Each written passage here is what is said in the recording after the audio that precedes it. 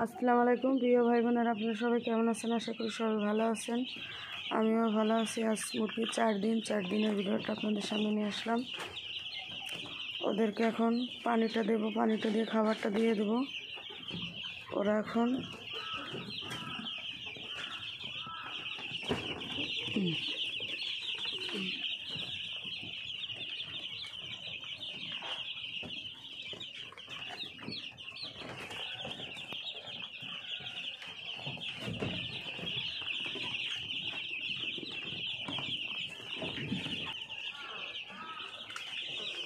এখন খাবারটাও দিয়ে দেবো ওদেরকে। দেখি